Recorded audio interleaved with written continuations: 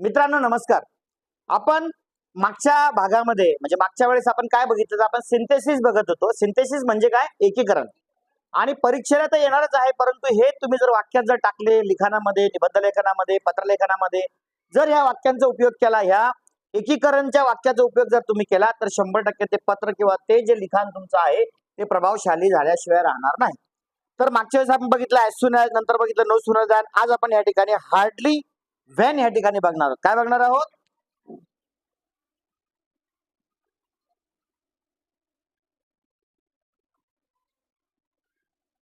Hardly when. Hardly याच्यानंतर dot द्यायचे थोडेसे आणि व्हेन. हार्डली व्हेन आपण या ठिकाणी बघणार आहोत. त्याचा अर्थ काय होतो? होते न होते तोच. काय? होते न होते तोच. होते न होते तोच. खडू आहे का कोणाकडे कोरडा? नाही, तिथं ओले खडू आहे, आपल्याला ओला नाही पाहिजे. एखादा नाही का तुमच्याकडे? ठीक आहे. तर ऐका, काय म्हटलं मी तुम्हाला? सगळ्यात अगोदर वाक्याचा अर्थ समजून घेणं, शब्दाचा अर्थ समजून घेणं महत्वाचं आहे. हार्डली व्हेन म्हणजे काय? होते न होते तोच. ॲज सून ॲजचा अर्थ काय होता? ज्या क्षणी त्या क्षणी. नो सूनरचा काय होता? नो सूनर दॅनचा त्यापेक्षा अधिक लवकर नाही. आणि आता बघा याच्यामध्ये काय करायचं? ॲज सून ॲज काढून टाकायचंय आणि त्याच्या ऐवजी हार्डली किंवा दुसरा एक शब्द आहे स्केअर्सली, या दोन्हीपैकी एक शब्द तुम्ही वापरू शकता आणि वाक्याचे एकीकरण करू शकता. मग व्हेन कुठे वापरायचंय? ज्या ठिकाणी तुमचं वाक्य दुसरं सुरू होतंय त्या ठिकाणचा फुलस्टॉप काढून टाकायचा आणि काय लावायचं त्या ठिकाणी? व्हेन लावायचंय. आणि त्याचा अर्थ काय होणार आहे मग? होते ना होते तोच. लगेच याचं उदाहरण घेऊ का? घ्या मग. Swapnil had enter the school.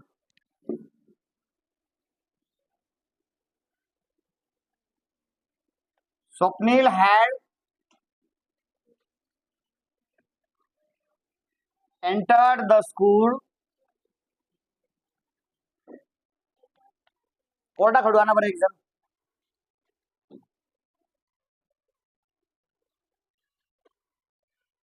It started raining. It started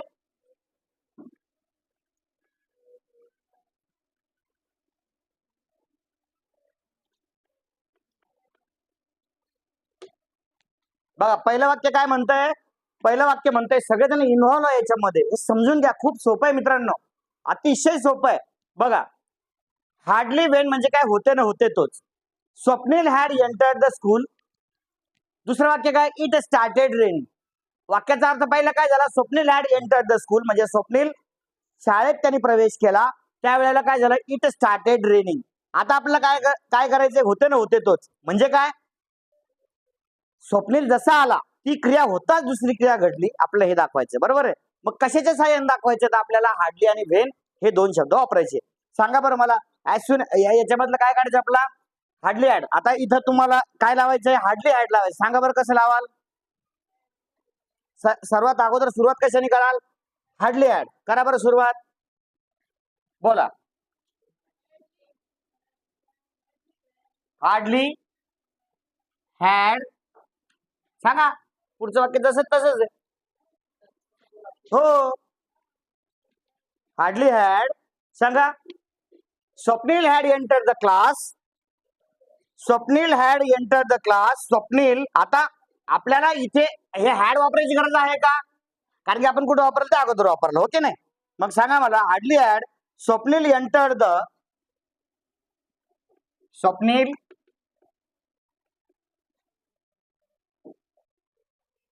enter. हे स्पेलिंग मिस्टेक झाली हा. RED इथं पण RED हा. Enter the school. The school. आता सांगा पुढे काय करायचंय? When. When it started raining. When it started raining.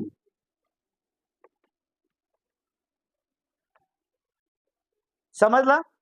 आणि जर ऍज सुन ऍज असतं तर ऍज सुन ऍज काढून टाकलं असतं आपण. कळलं का तुम्हाला? पण त्यात दिलेलं नाही, म्हणून सुरुवात कशाने करायची? हार्डली हॅडनी. मग आता काय झालं? Hardly had Swapnil entered the school when it started raining. म्हणजे काय? तो शाळेत, तो जसा त्यांनी शाळेत इंटर केलं त्या क्षणाला काय झालं? It started raining.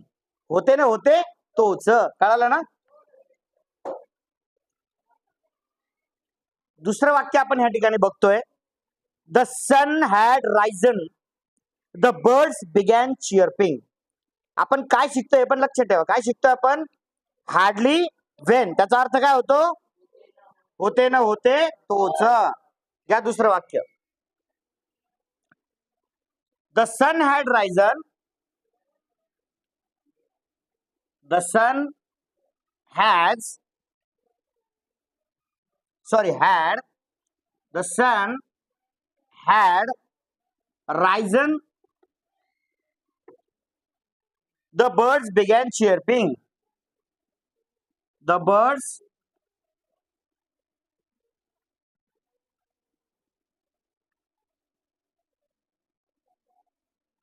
chirping.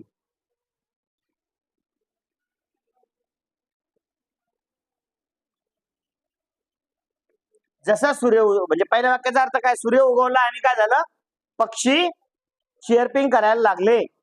हा, तर मग आता ह्या वाक्याला एकत्र कशाने करायचं? आपला हार्डली आणि वेननी. होते ना होते तोच. जसा सूर्य उगवला तसं बर्ड चिअरपिंग करायला लागले. कळलं का? हे करायचंय. चला करा बरं, तुम्ही करा. उत्तर सांगा मला. नाही, पहिले मला अगोदर उत्तर सांगा. बरोबर आहे. Hardly had the sun. Hardly had, बोला बोला बोला. At the sun. हार्डली, बोला बोला, पुढे बोला. Sun risen when the birds began chirping. एकदम करेक्ट. अरसलान, नाही काय नाव तुझं?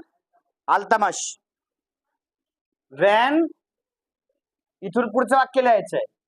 the birds began chirping.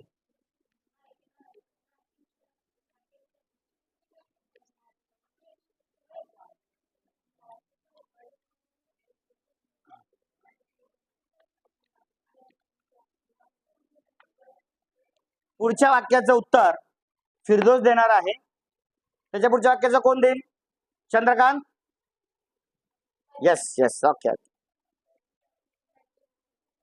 त्याला हा उत्तर कोण देणार आहे? याचं फिरदोस आणि दुसऱ्या प्रश्नाचं चंद्रकांत. तिसरा प्रश्न आहे बघा या ठिकाणी. We had entered the house. खडू आण रे चांगला. नाही, चांगला कोरडा खडू घेऊन जा अजून. We had entered the house.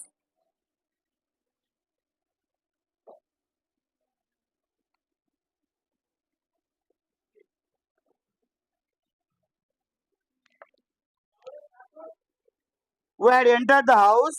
The phone started ringing. दुसरं वाक्य आहे द फोन. या दोन्ही वाक्याचे एकीकरण आपल्या या ठिकाणी करायचंय. The phone started ringing.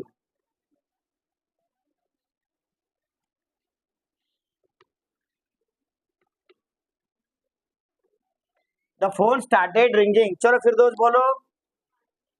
Hardly, या फिर अपन क्या यूज कर सकते हैं? स्केर्सली भी यूज कर सकते हैं, लेकिन स्केर्सली ज्यादा करके यूज नहीं किया जाता. हार्डली से ही करते हैं हम लोग. हार्डली हैड, हार्डली हैड, पहले हार्डली हैड. वी, बोल आगे. Entered the house. हाँ, आप भी यहाँ पे क्या करने का है? फुल स्टॉप निकाल के वेन. बोलो आगे, फिरदौस बोलो. Wien the phone started ringing. एकदम करेक्ट. Phone started ringing. एकदम सुंदर उत्तर या ठिकाणी फिरदौसनी दिलंय. पुढचा प्रश्न चंद्रकांत साठी आहे, लगेच घेतोय. त्याच्याच नावाने करूया आपण. Chandrakant had heard the good news. Chandrakant त्याच्याच नावाने करू वाक्य. Chandrakant had heard the good news.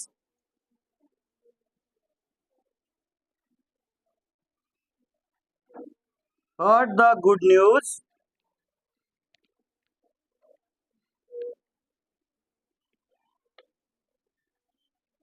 He danced with joy. तो आनंदाने नाचायला लागला. He danced with joy.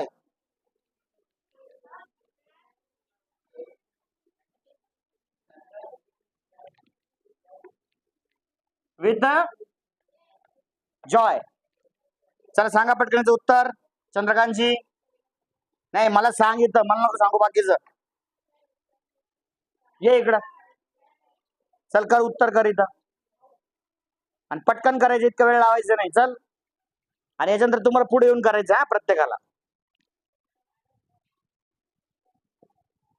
बोलून कर, बोलून. Hardly add. चंद्रकांत ली पटापट. चंद्रकांत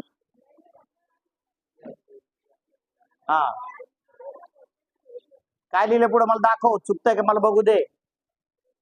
नाही बरोबर आहे. Heard the good news. बरोबर आहे.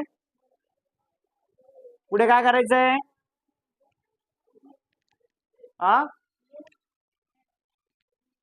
गुड न्यूज बरोबर. पुढं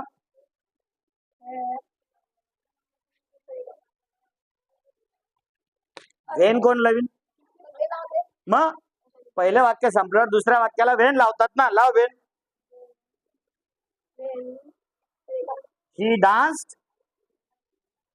आता ही कॅपिटल राहणार नाही, याला स्मॉल कर. याची